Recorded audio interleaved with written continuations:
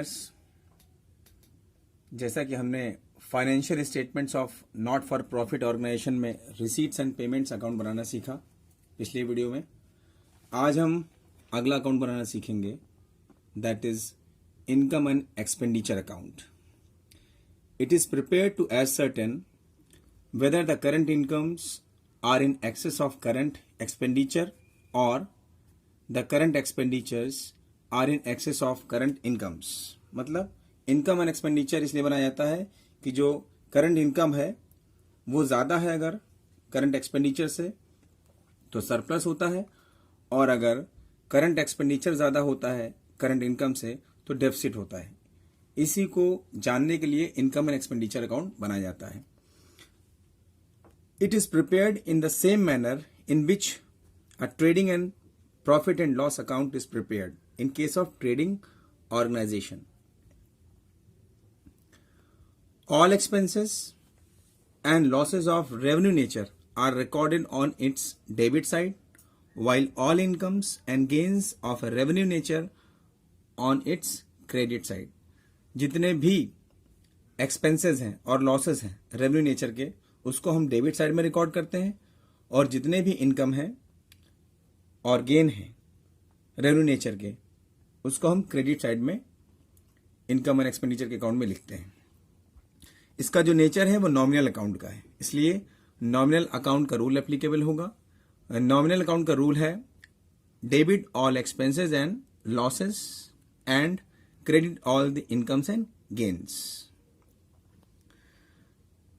All capital nature items are ignored. Income and expenditure account में जो capital nature के items होते हैं उसको इग्नोर कर दिया जाता है.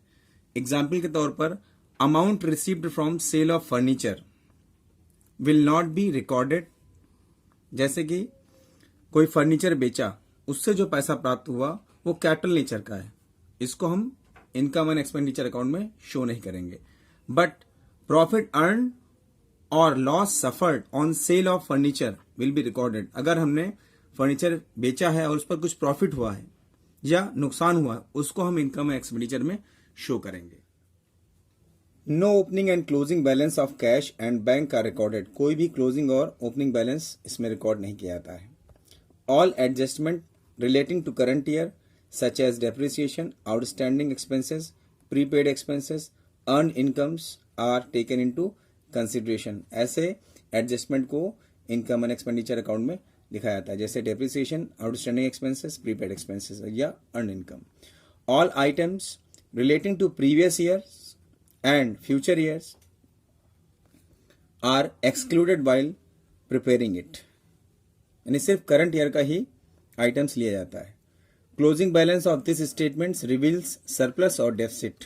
If debit side exceeds the credit side, it reveals deficit, and if credit side exceeds the debit side, it reveals surplus.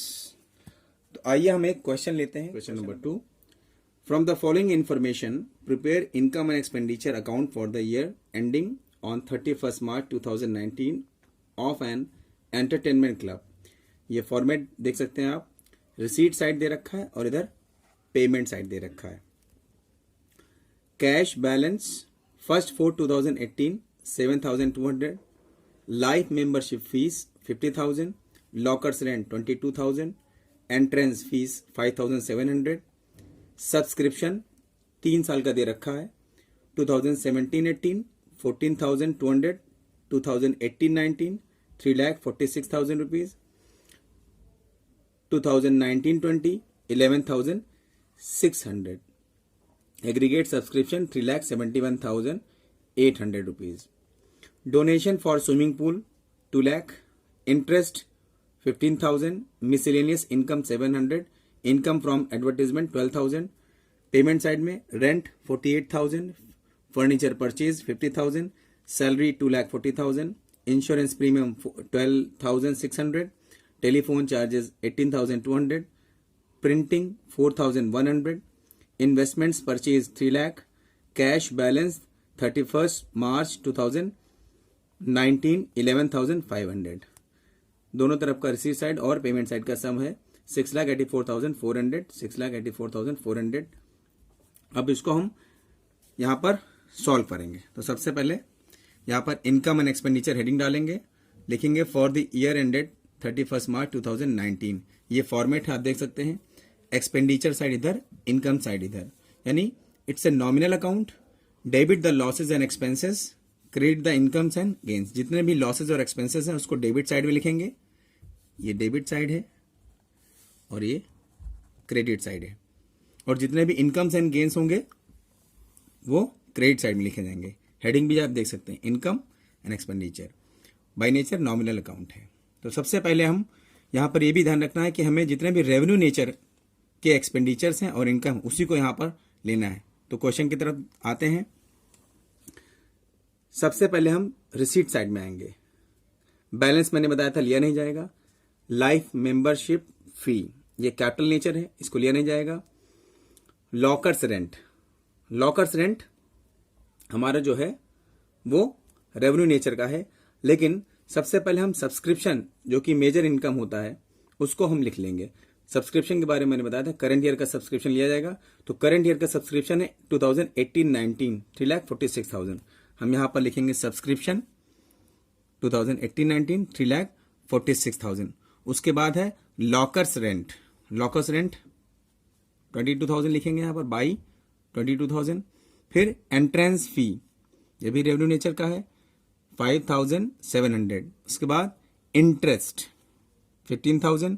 फिर miscellaneous income 700, by income from advertisement 12,000। ये सारे हमारे इनकम हो गए। अब हम पेमेंट साइड में आएंगे।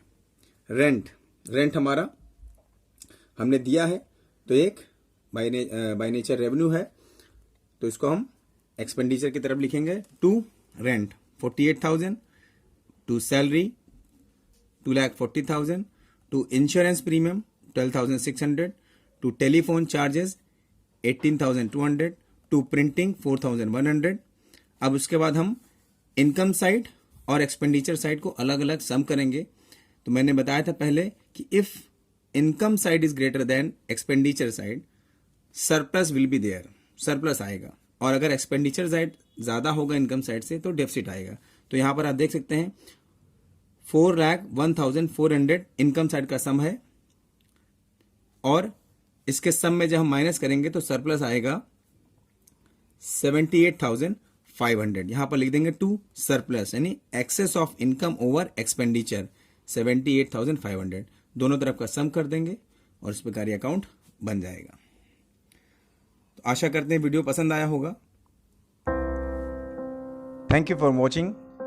Please like and subscribe my channel.